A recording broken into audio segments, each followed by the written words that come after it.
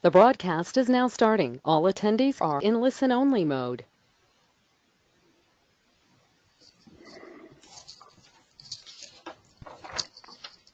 Hi, and welcome everybody to this webinar about the new features in Unit 4 Prevero 10.6.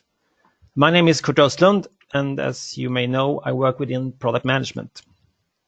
So this is the first of this type of meetings that we plan to have some weeks before each release. Only this time 10.6, of course, is already released since a couple of days. But it also means that the meeting about 10.7 is quite soon. It's only a month away at the 14th of December. 10.6 was planned as a small release, as kind of in between, but due to more refactoring of the one client and limited QA resources, it took a bit longer than expected. Next year, we start to use a tertiary release plan. This means a release every 4th month, which we think will help us from a quality point of view then. So I will now hand over to Carlos, who is going to show us a little bit more about the news in 10.6. Thanks, Kurt. See if I can make you a presenter here. So. All right.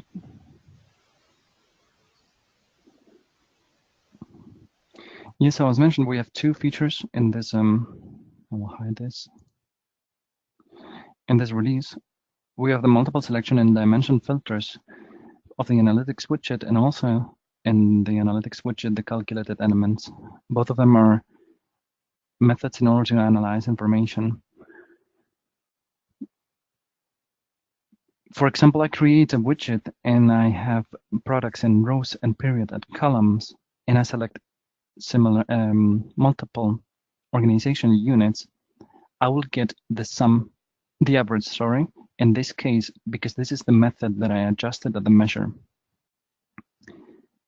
Another example is if I select multiple months, I will get the values of the cumulative periods, because at revenue, it was the selected method for aggregation. Regarding the calculated elements, I can make easy, simple calculations for rows and columns.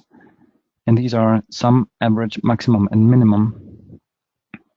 This way I can get the sum of the actuals January to May and the budgets June to December, and would therefore get the year-to-date amount. I'll make a demonstration.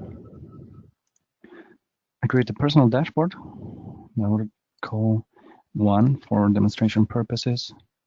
I create an analytics widget, and I select a sales cube and drag products or rows and organizations at columns. If I create a sum right now, you have to be aware that you will sum all visible elements. In this case, if I don't adjust anything, I will get a meaningless result because I will add parents and children. I have to hide those elements that don't make any sense in order to get a meaningful result. For the multiple selection, it's the same.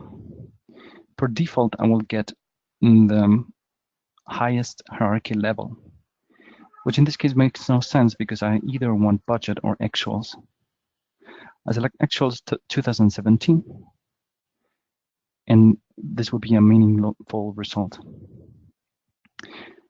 As you see here, if I select two elements, I will get the sum of these two, Q1 and Q2. You see, if I select just one, this amount will be reduced. So the aggregation method of this measure is the sum. If I like to know the average, I can create a calculated row with the average, and the same way I did before, I have to hide. I have to take care that I don't have parents and children at the same level. If I add an additional dimension to columns and rows, and show, for example, just two customer groups, and I create a sum for the inner dimension. I will get the sum for every combination of the inner dimension and a total sum for the outer dimension. If I select any row or any column, as always, I can format the text and delete the element.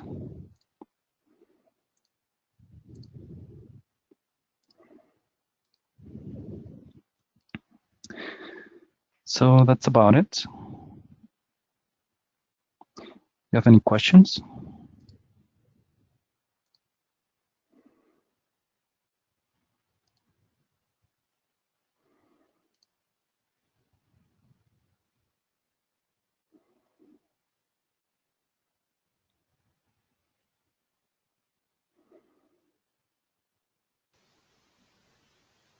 I don't see any questions. Kurt, do you also don't see any questions, right? No, I don't see any questions. All right. Just a short reminder regarding the process. We're grateful for all feature requests and the correct way support, because if we get a lot of emails, we have a time waste entering them in our ticketing system.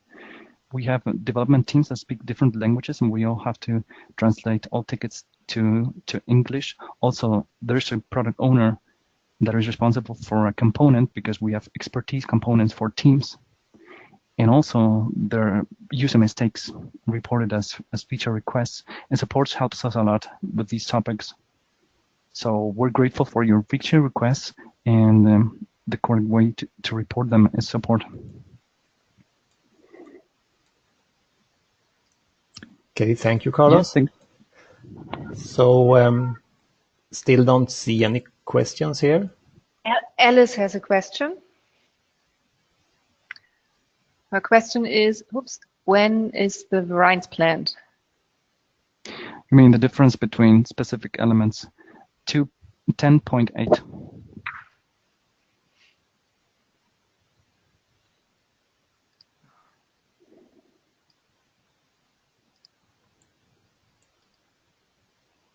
Alice, you can speak now.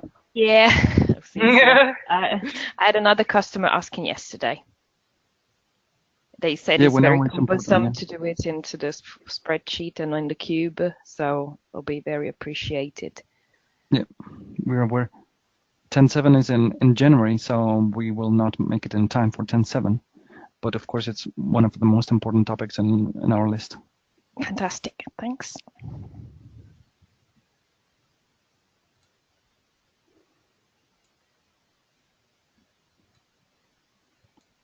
Okay, continue. There are no more questions at the moment.